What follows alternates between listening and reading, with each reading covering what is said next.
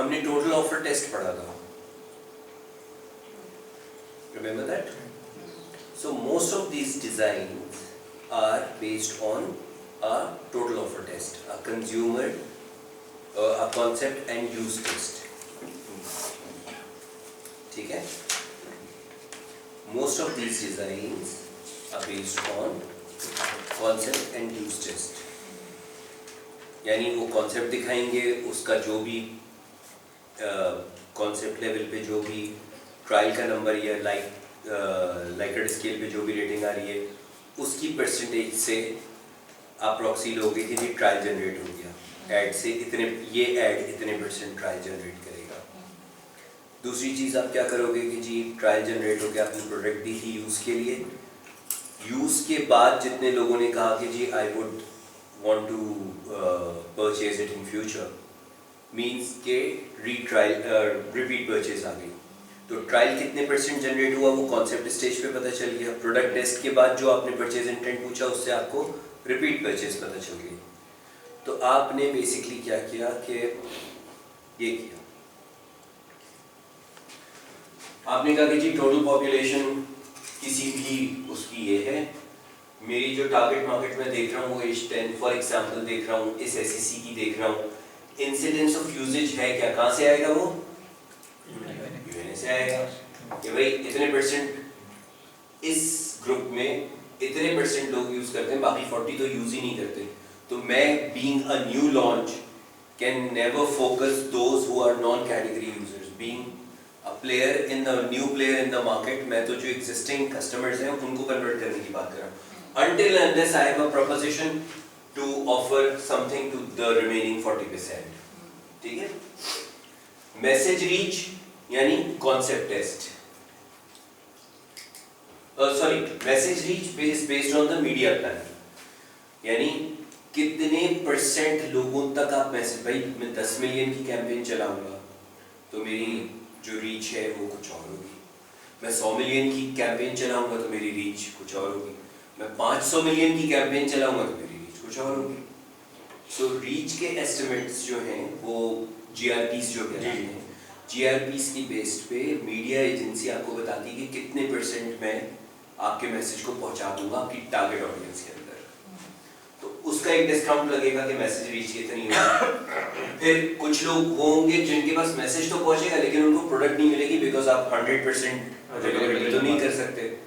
सो जो भी आपकी availability, numeric distribution retail audit से आएगा, न्यूमेरिक डिस्ट्रीब्यूशन टारगेट जो भी आप रखना चाह रहे हैं, ठीक है, मैं 60% दुकानों पे होऊंगा, मैं 40% दुकानों पे होऊंगा, मैं 30% दुकानों पे होऊंगा, आप कहेंगे यार 100% दुकानों पे क्यों नहीं होगा? हाँ, क्या ऐसा पॉसिबल है? Based on the category Say maybe soap. 100%. Say soap. So still 100% नहीं होगा। 95 हो सकता है।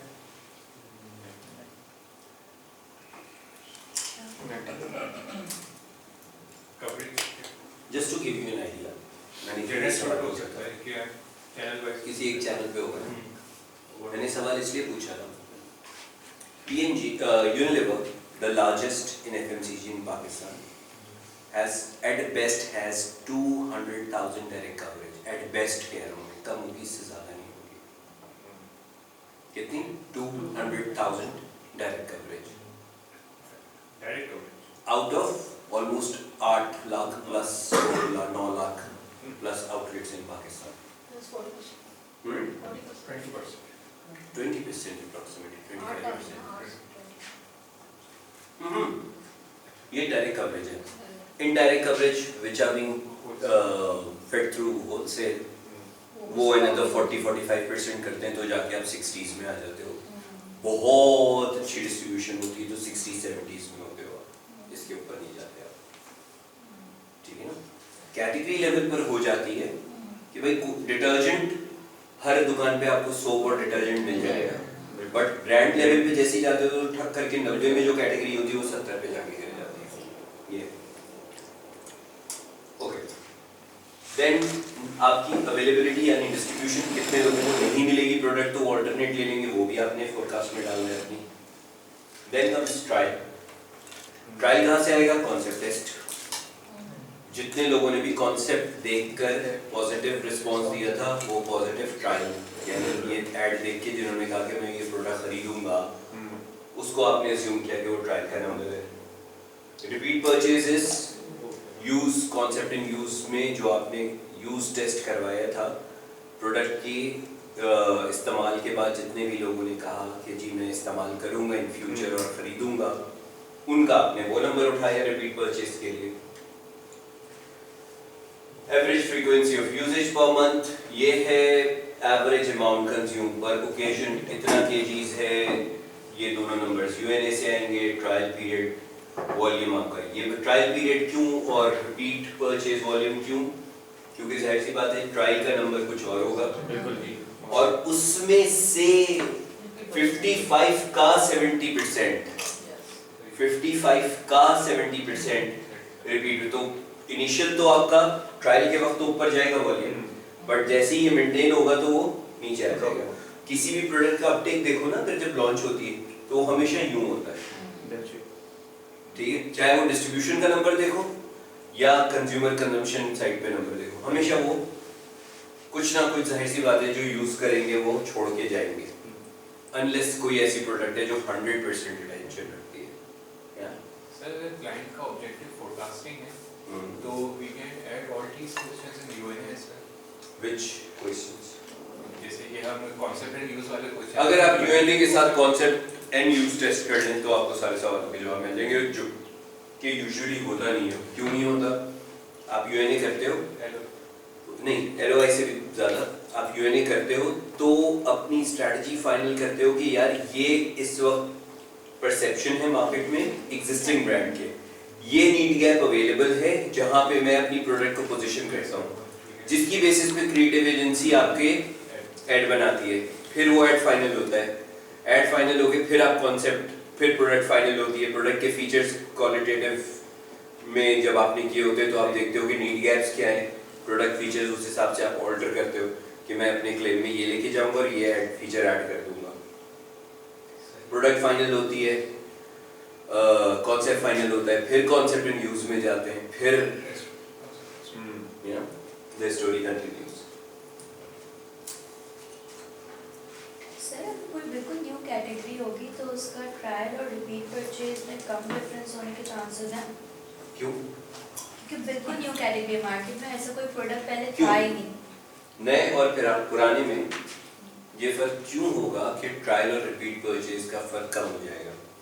ट्रायल और रिपीट परचेज का फर्क प्रोडक्ट की डिलीवरी के ऊपर डिपेंडेंट है। जिस भी नीड को वो पूरा कर रही है वो कितनी सस्टेनेबल है। ये एक बहुत ही सुपर मिर्चों वाला जो है वो नूडल है, and I am so excited to try it once.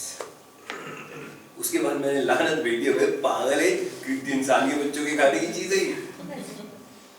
सी 50% हो गया ना ट्रायल के बाद रिपीट परचेज, वर्सेस ये एक साबुन है जो लाइफ बॉय जैसा ही है और प्राइस में उससे आधा है। स्टिल इतने अच्छे प्रोडक्ट पे भी 10% जो है, नहीं इतना सस्ता है तो लाइफ बॉय वाली बात थोड़ी है। आप करके देख, लोगों को ब्लाइंड में लाइफ बॉय देते कहते नहीं, लाइफ बॉय वाली बात नहीं है इसमें, ठीक है? This is how human brain works. So it is very difficult to have 100% retention for any product, and it is not dependent on new category or old category. The difference between repeat purchase and trial always depends on the product performance, on whatever hooks they are using. वो उस पे कितनी अच्छी delivery है। Okay. And forecasting जब आपकी बनती है तो कुछ इस तरह का नंबर आपको, ट्रायल पीरियड वॉल्यूम क्या होंगे, रिपीट वॉल्यूम्स क्या होंगे। ट्रायल जाहिर सी बात है कि वक्त के साथ साथ डिमिनिश हो जाएगा, न्यू यूजर एक्विजिशन आपकी कम से कम होती चली जाएगी, जबकि ये नंबर्स आपके जो है वो सस्टेनेबल होने चाहिए इन टर्म्स ऑफ वॉल्यूम और रिपीट वॉल्यूम्स, टोटल वॉल्यूम्स और रिपीट वॉल्यूम्स, ठीक है ना? कुछ भी नहीं है, सिंपल परसेंटेज अप्लाई हुई हुई on the total population to the last and then multiplied with frequency and amount. That's it. Volumes के साथ आप वैल्यू मल्टीप्लाई करते हैं, वैल्यू टर्म से भी आपको मिल जाएगी. So you have this slide of course. कोई चीज़ रॉकेट साइंस लग रही है इसमें तो आप बिल्कुल पूछ लीजिए.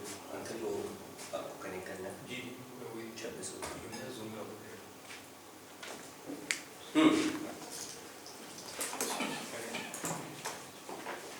Any questions? बताओ यार, पूछ लो यार भाई कुछ.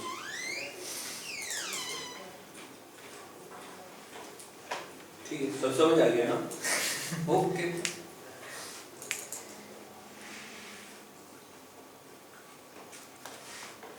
आपने पिछला कितना कवर कर लिया sir? fourth session. Fourth session. Fair enough. I'm really glad to have such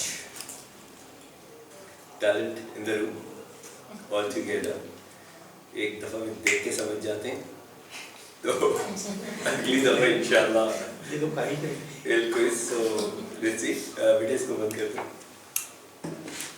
अब हम फाइनल सेक्शन की तरफ बढ़ेंगे, लॉन्च फेज और मेंटेनेंस.